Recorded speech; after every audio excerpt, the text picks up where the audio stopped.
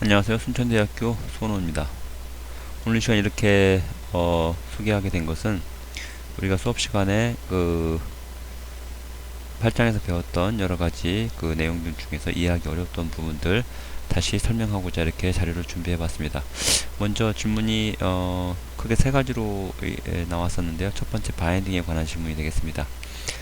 먼저 이 바인딩이라고 하는 거는 실제 우리가 프로그램을 갖다가 시스템에서 실행할 수 있도록 하기 위해서 컴파일을 하고 그걸 실제 메모리에 올려서 실행하게 되는데요.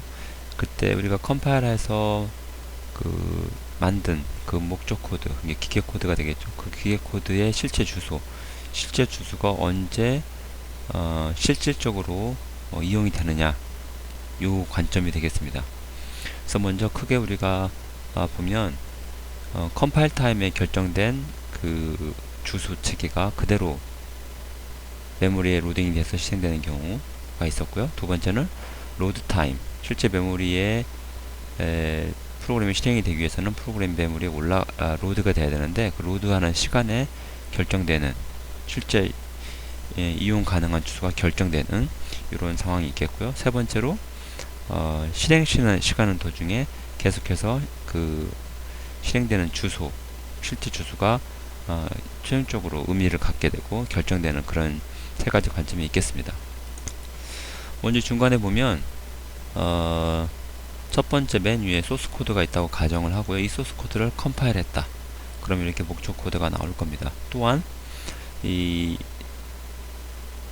printf 같은 이런 시스템에서 제공하는 그런 라이브러리들도 이미 컴파일 되어 있다라고 가정을 해 보겠습니다.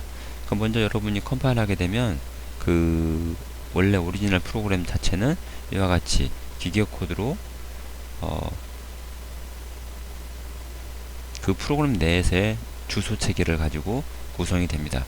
또한 이미 컴파일된, 이미 라이브러리화된 코드 자체도 이렇게 일정한 그 내부 내에서 주소 코드를 가지고 구성이 됩니다. 자, 이와 같이 이 원래 코드와 라이브러리 코드도 자기 자체의 주소 체계를 가지고 있는데 이런 작업들은 링크 과정, 여기 왼쪽에 있는 링크 과정상에서 실제적으로 다음과 같이 한 덩어리가 되게 됩니다. 그래서 잘 보시면 지금 현재 가정을 한 건데요. 메인 메모리 상에서 메인 상에서 프로그램 코드 부분하고 이 printf가 호출된 부분, 이 부분이 이 아래 부분이 같이 합쳐지면서 이 printf 부분의 코드가 뭘로 바뀌었죠? 이렇게 주소 값으로 바뀌어 있고 실제 printf 함수 부분이 실행되는 주소 0100에서부터 그 printf의 실제 코드 부분이 들어가서 전체 프로그램이 구성이 된다, 이렇게 볼 수 있겠습니다. 자, 이와 같은 상태에서 먼저 첫 번째 컴파일 타임에 주소가 결정되는 바인딩이 되는 케이스는 어떤 경우냐면 제가 그때 수업 시간에도 얘기했지만 맨 처음에 컴파일 돼서 나온 요 상태 주소가 그대로 사용이 돼야만 되는 그런 경우가 되겠습니다. 따라서 이런 경우는 유일하게 한 개의 프로그램만이 실행이 되겠죠. 만약에 우리가 메인 함수와 printf가 같이 섞여 있는 프로그램을 실행시켜야 된다 그러면 맨 밑에 있는 이 그 주소, 이렇게 형성된 주소 그 개념 그대로 물리적인 주소에 로딩이 돼서 프로그램이 실행이 되어야 할 것 같습니다. 그러나 이제 잘 아시겠지만 점점점 많은 프로그램, 즉 프로세스들이 동시에 메모리에 실행이 돼야 되는 그런 상황이 됐기 때문에 새롭게 나온 것이 컴파일 타임에 결정된 주소 바인딩 가지고는 안 되겠고, 이제 실제 프로그램이 메모리에 적재되는 시간, 링크돼서 메모리에 적재되는 시간에 결정되는 그런 바인딩 기법이 등장하게 된 거죠. 그래서 프로그램이 규격으로 바뀌어진 상태에서는 왼편에 나온 것처럼 제가 지금 마우스로 가리키고 있죠. 이와 같이 이런 주소 체계를 가지고 있지만 메모리에 올라갈 때는 특정한 기준 주소 다음부터 다음에 메모리가 적재게 되기 때문에 이 기준 주소를 더해준 값이 실제 주소가 되겠습니다. 따라서 이 실제 주소, 프로그램이 실행되는 실제 주소는 이 로드 타임이 결정이 된다라고 볼 수가 있습니다. 만약에 다음번에 또다시 로드가 된다. 근데 그 기준 주소가 0200이 아니고 0400이다. 그렇게 되면 어떻게 되죠? 이제는 0400을 기준으로 해서 여기 이 주소 체계, 맨 처음 컴파일에서 나온 이 주소 체계가 결정이 되게 됩니다.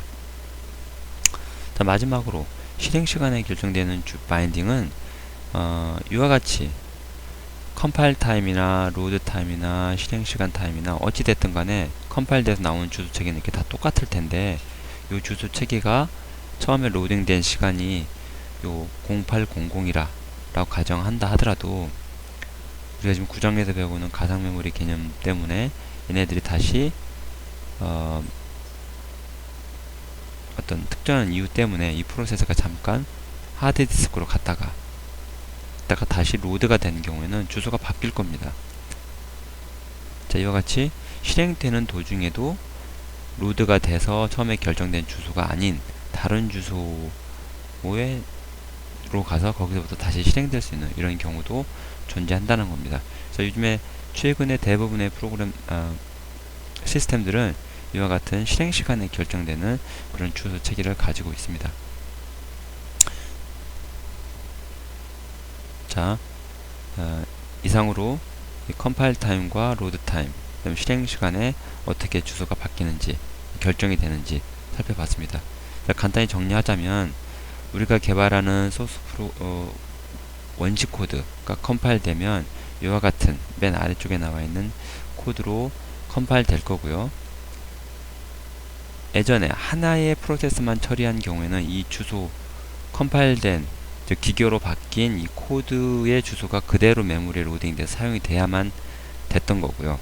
그 다음에 기술이 발전하면서 이제는 이 여러 개의 프로세스를 동시에 메모리에 올리려고 할 때는 그 각각의 프로세스마다 시작 주소를 변경을 해서 로딩을 하게 되면 그 위치가 기준 주소로 삼아서 실제 메모리 주소, 프로그램에 실행이 될 때 주소가 결정이 된다는 거죠.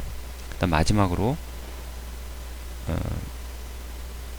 현재 사용하는 그런 기법은 뭐냐면, 로딩 타임에 물론 실제 주소가 결정이 되지만 실행 중에도 프로세스가 잠시 실행을 멈췄다가 다시 실행하고요 하는 이런 과정, 즉 가상 메모리 개념을 쓰다 보면 그 처음 로딩된 위치가 아닌 다른 위치로 이 프로세스가 이동이 될 수 있습니다. 이렇게 실행 과정에서 주소가 어떻게 보면 기존 주소가 바뀌는 거죠. 주소가 바뀌는 이런 상황이 발생할 수 있다. 이런 게 실행 시간에 결정되는 바인딩이다.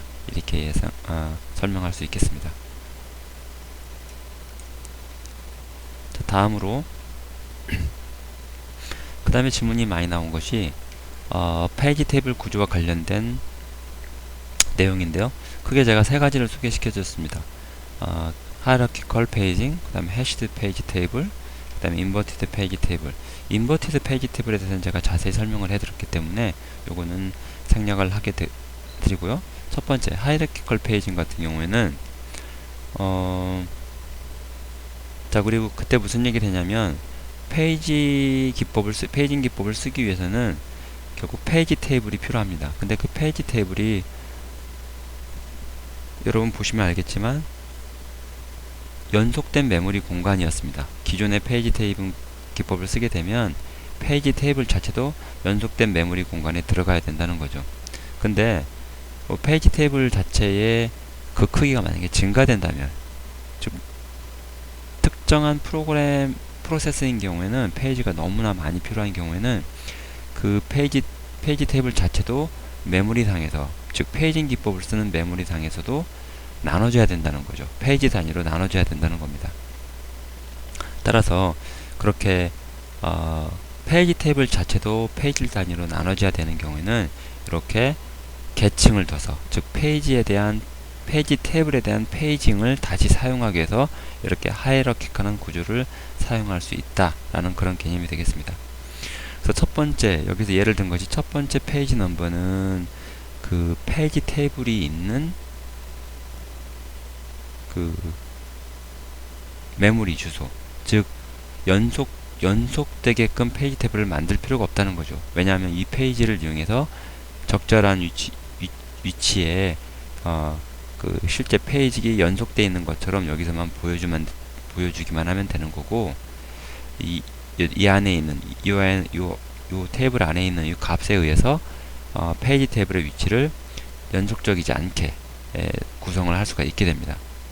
그리고 그 각각의 페이지 테이블 안에 가서 실질적으로 프레임 넘버를 찾는, 여기서죠. 여기서 프레임 넘버를 찾는 그런 방식을 사용하게 된다는 겁니다. 중요한 것은 페이지 테이블이 너무 길다 보니 그 페이지 테이블 자체도 페이징 기법을 이용해서 연속적이지 않게 쓸 수 있는 방법이다, 이렇게 생각하시면 되겠습니다. 자, 두 번째로 해시드 페이지 테이블 같은 경우는 제가 그때 해시 펑션을 설명을 해드렸던 것 같고요. 해시 펑션에 의해서, 즉 p값을 파라미터로 해서 해시 펑션을 만들어내면 그 해시 펑션이 특정한 인덱스 값을 리턴하게 됩니다. 그럼 그 인덱스 안에 결국엔 프레임 넘버가 들어가 있어야 되는 건데요. 그 해시 테이블의 이 테이블 구조는 이 밑에 있는 그림과 같습니다. 즉 가상 페이지 넘버, 즉 해시 펑션에 집어넣었던 p값에 해당되는 부분이고요. 그 p값에 해당되는 프레임 넘버, 그 다음에 포인터, 이렇게 구성이 되어 있습니다. 따라서 우리가 특정한 페이지 넘버가 로지컬 어드레스에 주어진다면 이 페이지 넘버를 가지고 해시 펑션이 호출이 될 거고요. 해시 펑션이 리턴해준 그 인덱스 값에 의해서 이 해시 테이블의 엔트리에 접근이 되게 됩니다. 그러면 접근이 되면 한 번 더 버추얼 페이지 넘버가, 찾고자 하는 페이지 넘버가 같은지 확인한 다음에 같다면 이 프레임 넘버를 리턴해줘서 피지컬 어드레스를 생성하게 됩니다.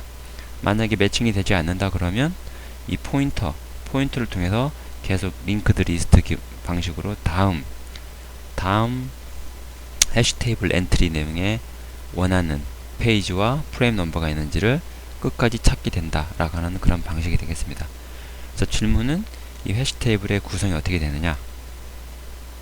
버추얼 페이지 넘버, 그 다음에 그에 대한 프레임 넘버, 그 다음에 해시 테이블 펑션이 동일한 값을 여러 개 가질 수 있기 때문에 링크드 리스트로, 즉 주소를 이용해서 계속해서 올바른 프레임 넘버를 찾을 수 있게끔 구성이 된다, 이렇게 말씀드릴 수 있겠습니다.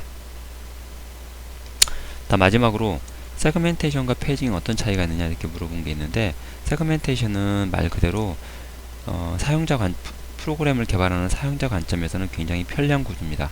즉 사용자 입장에서는 메인 펑션이 있는 곳, 함수들이 호출된 곳, 그 다음에 스택 영역도 있을 거고요, 그 다음에 힙 영역도 있을 거고요. 그래서 각각을 독립적으로 기준 어드레스를 두어서 관리하겠다는 개념이고요.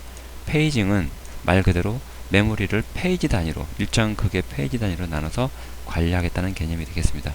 따라서 유저 입장에서는 세그멘트 방식이 훨씬 메모리를 이해하는데 쉬운 방법이고요. 시스템 관점에서는 페이징 기법이 훨씬 관리하기 편한 이런 구조가 되겠습니다. 그래서 현재는 세그멘테이션에다가 페이징 기법을 같이 접목해서 쓰는 방법들이 사용이 되기도 합니다. 자, 이상으로 설명을 마치겠고요. 다소 부족한 부분들이 있으면 따로 연구실로 찾아와서 서로 질문하고 답변할 수 있는 그런 시간이 됐으면 좋겠습니다. 이상입니다. 수고했습니다.